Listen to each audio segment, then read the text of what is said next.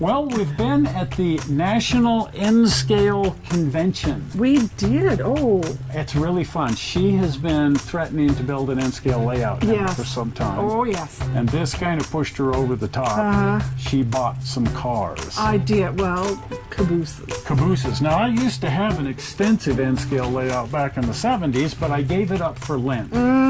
You see, N-scale for some of us is a gateway scale. And you always have to go more and more, so then it gets bigger and bigger, and now I'm doing 20th scale because Oh, boy. you know I've gone that far. He's up to full size. I'm lost.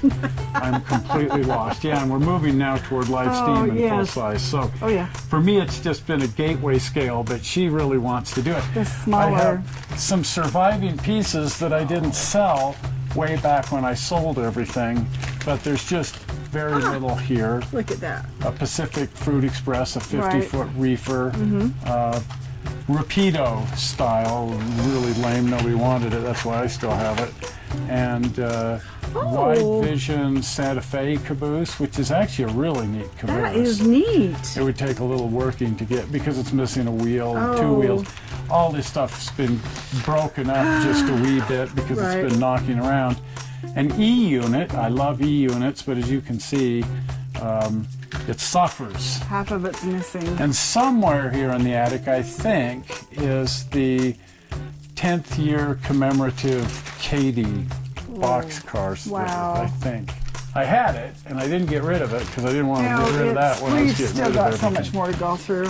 Well, that's one of the things about N-scale that has people really excited, the people who do it, is because there's just so much available and all these special editions, and that's just a great tradition with N-scale to have tons of stuff. And now there's 3D printing, and so people are buying all this 3D printed, stuff, and It's accurate. you can pretty much get anything you want now. So much so that our friend Adam picked a date in 1955. He just ran it on November 10th or something. And he said, I'm going to duplicate the entire Denver and Rio Grande roster on that date. Oh, right. Every piece of motive power and every piece of rolling stock.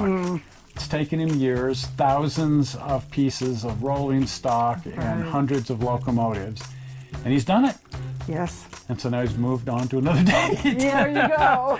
He picked a date in the 1990s where he can get some more modern equipment. And so it goes. But that's a very typical sort of N-scale thing because it's little and you don't, you can fit 3,000 pieces of rolling stock in your house if you really want to. And so on, and because so much is available. That's right. And that's just the nature of N-scale. It is. Now, while we were at the N-scale convention, we did run into something at the auction. We did. I actually spied it, and I was like, "Get over here! Come look at this!" Yeah, and I'm looking, going, oh heck, we gotta bid. So we bid it up a bit, and it cost us, a little bit. Not that much. Well, maybe twice what it sold for retail, but but that was then. This is now. That's what happens. Value. But it is a Disneyland train set. There have been many, many Disneyland train sets. Oddly enough, not that many considering the popularity of the Disneyland Railroad. Right, I can't believe that. And most of them are completely wrong. They just kind of grab some random train and paint it Disneyland and expect you to accept that. This is fairly accurate to RETLAW 2, the second train on the railroad, the passenger train, the one that left from the Main Street station. Right. The other one, RETLAW 1, left from the Frontierland station. Right. Now, if you know anything about the train, as you look at this, you go, oh my heck, well, that's completely wrong. It's a little wrong. A little bit. For one thing, that should have 5 cars. It has 3.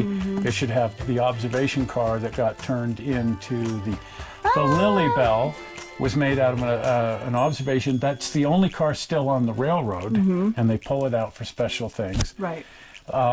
This car, the Combine car, which is in this set, is now at the LA Life Steamers. Okay. And the 4 original coaches are all on Rob Rossi's railroad in Santa Margarita. he bought those and he's running up there. So all 5 cars still exist, Right. but only one of them's on the Disneyland. And of the 5, only 3 have been provided here. So we're kind of keeping our eye We all fix that. peeled to see if we can't fill in the missing 2. Now, another really neat thing about this Disneyland set, and one thing that just completely jumped out, the great historian for the Disneyland Railroad is Michael Broggie. And Michael Broggie wrote a history on the back here of the Disneyland Railroad, and that's in the printing, but in this particular case, he has autographed it. They've peeled back the shrink wrap here so that he could get a pen in there, and the History Society there, I forget what they call it, the World Society, named after the railroad that was at Walt Disney's home, because he was a regular fixture as a child on Walt Disney's personal backyard railroad. Right. And then he became a fixture on the Disneyland Railroad and got to fire this locomotive and all kinds of things. So this is, anyway, really neat, and we had to have it. Yes, I'm glad we won it. And now we're going to try to patch in and get the other cars. And then if you've seen the show where Karen built the Grizzly Flats Depot in 122 scale, so it's fairly large. Right. That turned out really neat. Oh, it's a fun one. It's under our Christmas tree, and that's in our little Christmas show about that. Right. And we've got a construction thing on how she built it.